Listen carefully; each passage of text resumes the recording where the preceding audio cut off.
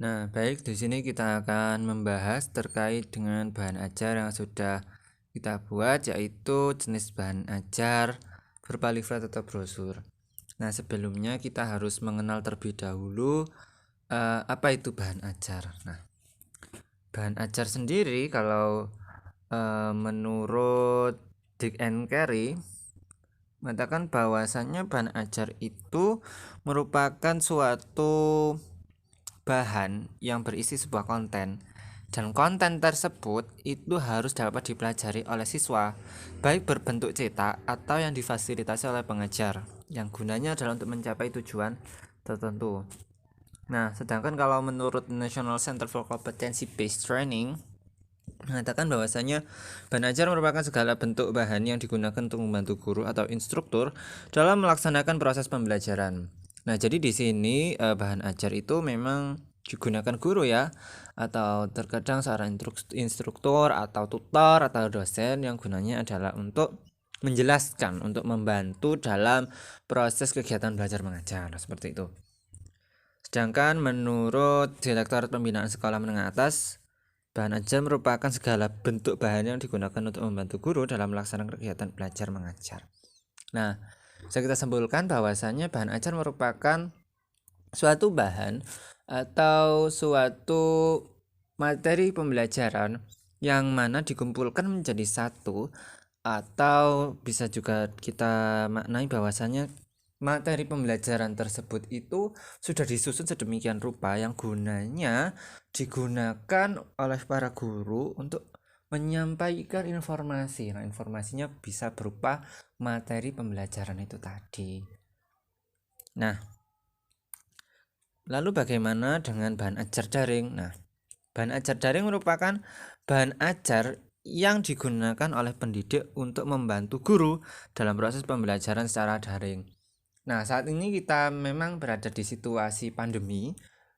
Di masa pandemi seperti ini memang pembelajaran sesuai dengan anjuran pemerintah yang saat itu mulai dari tahun 2020 mengatakan bahwasanya pembelajaran atau kegiatan belajar mengajar dilaksanakan di rumah. Nah, kegiatan belajar mengajar ini sering disebut sebagai daring atau dalam jaringan karena para siswa atau peserta didiknya itu relatif menggunakan online ya, istilahnya menggunakan beberapa teknologi yang berguna untuk membantu proses pembelajaran. Sebetulnya bahan ajar itu kalau menurut bahan ajar daring ya, bahan ajar daring itu kita bisa mengklasifikasikannya itu menjadi 3. Ada bahan ajar visual, bahan ajar audio, serta bahan ajar audiovisual. Nah, kalau bahan ajar visual itu contohnya seperti apa? Contohnya adalah buku, modul, gambar, brosur seperti sudah kita buat ini ya. Kemudian ada leaflet, ada LKPD, poster dan lain sebagainya. Nah, sedangkan untuk bahan ajar audio itu seperti berupa rekaman atau voice note ya yang sering kita pakai. Kemudian ada siaran radio, juga ada CD audio ya. Kemudian untuk bahan ajar audiovisual itu contohnya adalah televisi, film, VCD, video dan lain sebagainya.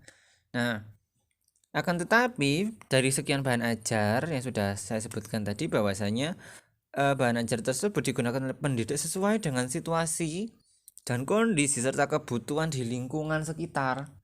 Nah, kalau semisal guru tersebut atau dosen atau instruktur atau tutor tersebut mengajar di istilahnya itu di lingkup orang-orang yang berekonomian mampu ya, kelas atas misal, pasti bahan ajar yang bisa digunakan sangat bervariasi. Bisa berupa video, bisa berupa visual, bisa berupa gabungannya seperti itu ya.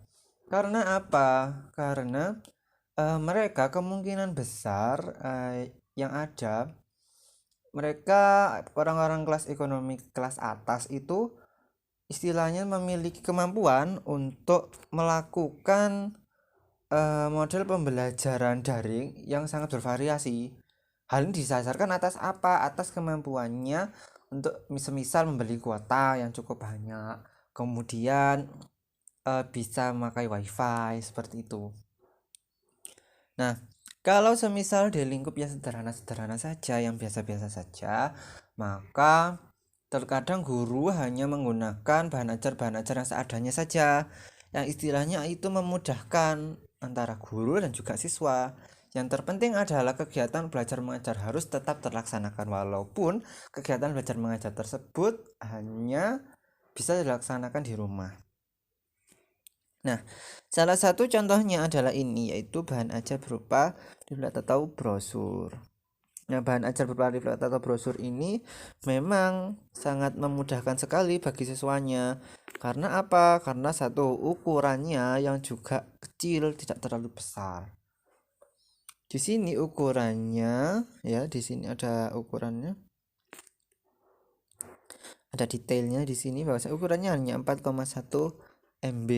Berbeda dengan video mentahan. Semisal video mentahan, kalau kita ambil take 1 menit, semisal video itu bisa kadang-kadang menghabiskan sebanyak ada yang sampai 50 MB. Apalagi yang HP-HP baru itu ya, itu ukuran MB-nya sangat besar sekali, itu satu kali take video ya, karena resolusinya yang mungkin memang cukup tinggi. Nah, bahan ajar berupa video itu sebetulnya juga ada kekurangannya, karena semisal guru ingin mengirimkan bahan ajar berupa videonya kepada anak-anak, misalkan melalui WhatsApp, hanya video mentahan saja loh ya, itu jelas akan kesulitan guru, karena WhatsApp saja itu hanya mampu mengirimkan file kurang lebih ukurannya itu tidak sampai 70 MB. Kalau tidak salah itu loh ya, tidak sampai 70 MB. Nah, seperti itu. Kalau semisalkan guru mengirimkan atau berhasil mengirimkan video mentahan cara pengajarannya kepada siswanya menggunakan WhatsApp, maka yang terjadi adalah yang kasihan juga siswanya lah. Siswanya itu juga akan kehabisan memori di HP-nya. Nah, memori di HP sebetulnya itu kan memang bervariasi ya. Kalau HP-nya yang bagus, kemungkinan besar masih bisa menerima video yang dikirimkan oleh gurunya. Lah, sedangkan kalau HP-nya yang memorinya cukup kecil, nah maka dikhawatirkan malah akan kasihan HP-nya, HP siswanya, karena memorinya sudah penuh seperti itu. Nah, bahan ajar berupa leaflet atau brosur ini sebetulnya ada keunggulannya ya, itu bahwasannya ada gambar-gambar yang menarik di sini, yang berwarna-warni, serta ada contoh-contoh soalnya juga ya di sini, yang gunanya adalah warna-warna yang menarik seperti ini, gambar-gambar yang menarik, kemudian ada kata-kata motivasi, yang jelas adalah untuk benar-benar meningkatkan motivasi si anak. Dan gambar-gambar kemudian yang diberikan warna seperti ini, diberikan bentuk kotak, segitiga, nah tempat perumusan seperti ini, maka anak-anak itu akan relatif mengingatnya. Anak itu relatif mudah mengingat gambar daripada mengingat kata sebetulnya. Nah, akhirnya guru-guru, terutama guru yang saya wawancarai, beliau mengatakan bahwasannya siswa itu relatif senang dengan hal-hal yang menarik, seperti misalkan poster. Nah, poster ini memang sudah saya desain secara semenarik mungkin, karena untuk menarik minat siswa untuk belajar seperti itu, karena ada gambar-gambarnya yang lucu seperti itu ya.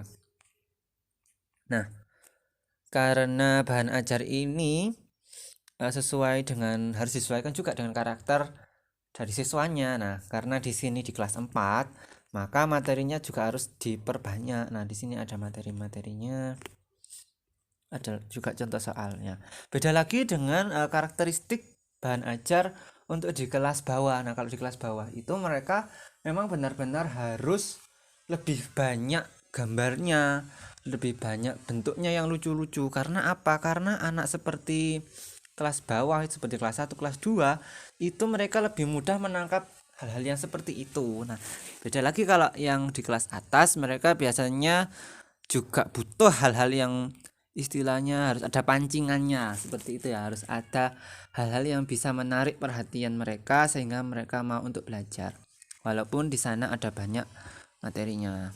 Apalagi kalau sudah diberi contoh soal seperti ini. Nah, contoh soal seperti ini sebetulnya juga memudahkan guru.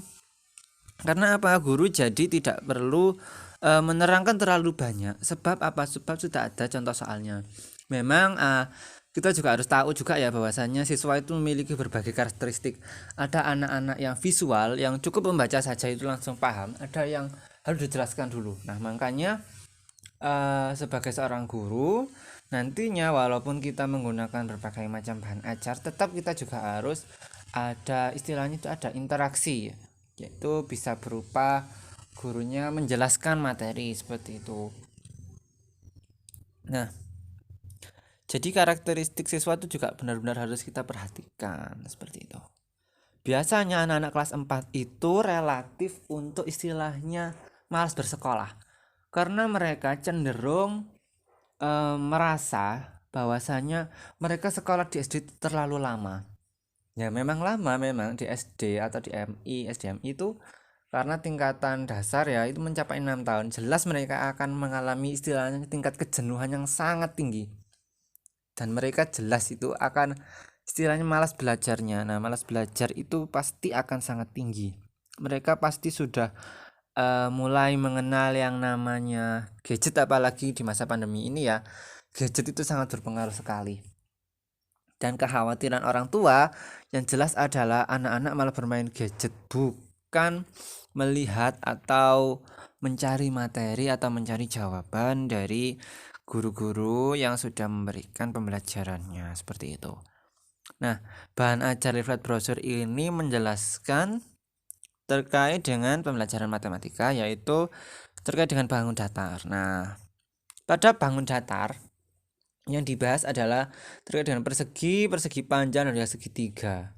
Akan tetapi pada dasarnya setiap mata pelajaran ya, utamanya matematika, pasti tentu ada yang namanya satuan. Nah, satuan seperti ini, sentimeter dengan sentimeter kuadrat. Ini merupakan sebuah satuan. Satuan ini memang diperlukan sekali. Gunanya untuk apa satuan? Nah, satuan ini digunakan untuk menyatakan suatu hal yang baku, hal yang pokok istilahnya. Bahwasanya hal tersebut sudah paten sekian, seperti itu. Kalau semisal penulisan satuannya salah, maka dikhawatirkan anak-anak itu akan terus kebablasan.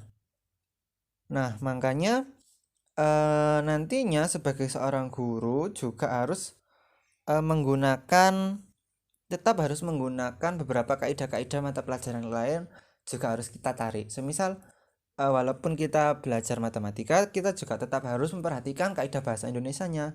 Utamanya pada bagian apa, yaitu ini tanda baca dan juga penulisan satuan tersebut. Nah, penulisan satuan ini juga sangat penting sekali. Kalau semisal salah menuliskan, khawatirnya adalah mereka akan terus-menerus ke bawah terus ya.